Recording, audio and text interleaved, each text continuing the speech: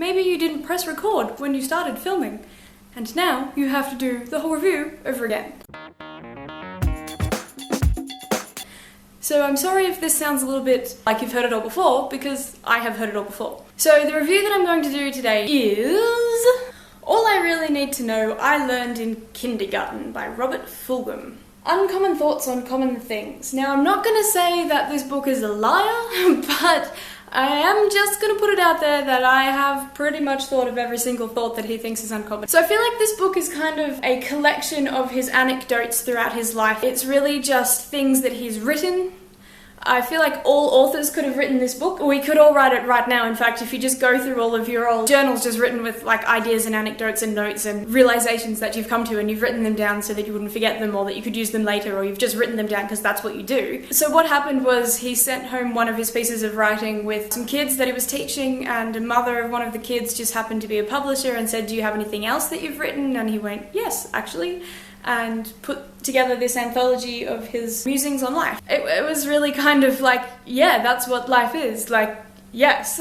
In the beginning of the book, the author actually says something like, there's no storyline and plot to this book, there's no big conclusion at the end, so, you know, just read it slowly, little bits at a time whenever you can. I read it in precisely 104 minutes, and I know that because I read it when I was on my exercise bike, and it just happens to keep a handy tally of the time that I've been using the bike. Robert Fulghum is an anecdotal good Samaritan. It's a book about morals. There was nothing really new here in this book for me. I mean, of course I hadn't read all of the particular anecdotes that he talked about. I think I put it up there on a really big pedestal, all shiny and golden, and thought that it was really going to change my entire life because the fates bring it to me, and how could such a book that found me not be really close to my heart? How could it not just tell me everything I need to know about life, the universe, and everything? But I've already read that book. It's called Hitchhiker's Guide to the Galaxy. But anyway, because it came to me in such a way that I found it in the gutter or wet on the side of the road in a country town, it still had leaves in it, so you might be able to see there.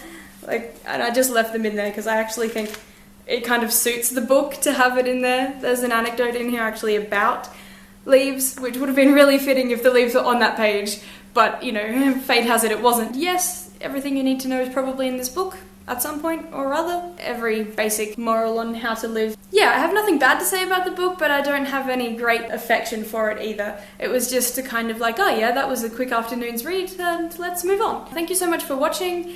Like and subscribe if you like and want to subscribe. It might actually be Thursday today, but I might not see you on Monday because I'm going on a boat to Tasmania, a big cruise. So that's like 4 or 5 days over the Friday to Monday period of when I release my videos. There'll probably be videos on the other side of it. A vlog on probably Thursday about the whole experience of going on the boat. I will have a review for you up on Friday. I'm not sure what book that's going to be at the moment. I will pick one that seems quite easy and nice to have on a boat with me. Oh, it's wobbly. I really hope this is recorded.